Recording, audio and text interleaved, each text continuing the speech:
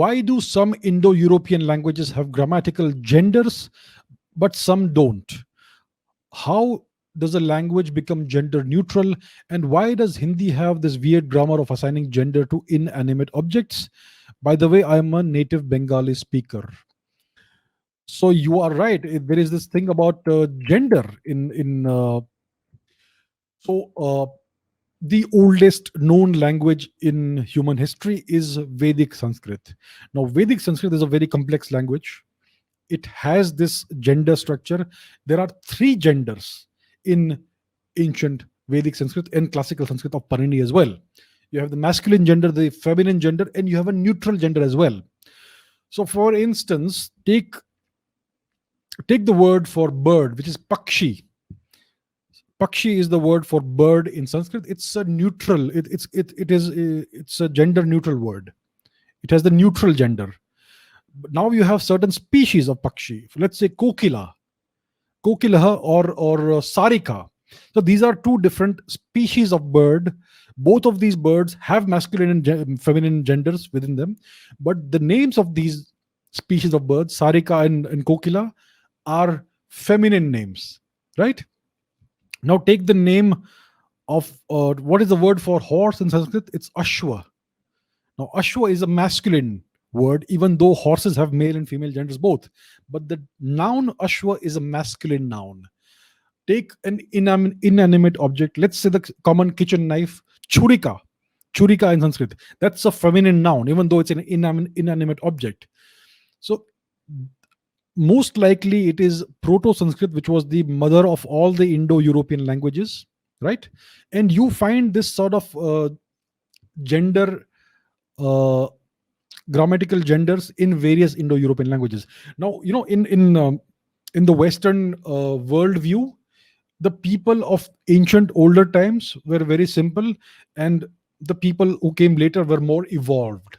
And the 21st century, we are the most evolved people that the planet Earth has ever seen. Now, if we look at the Sanskrit language, it is a highly complex language. And the history of the evolution of Indo-European languages is the history of the loss of complexity. So the descendant languages of Vedic Sanskrit became progressively simpler and less complex. Right? So, for example, the word for eye was chakshu, it became aksha, it became ankh. The word for hand was hasta, which became hath. The word for fish was matsya, which became machya. So, as you can see, there is a loss of complexity as the languages became upbrancha. They underwent the process of upbrancha, which means corruption.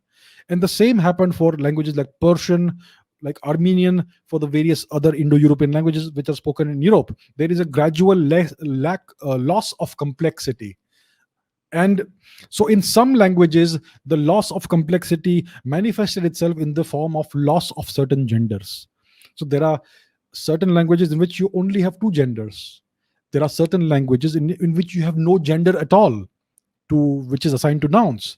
For instance, in French, you have genders.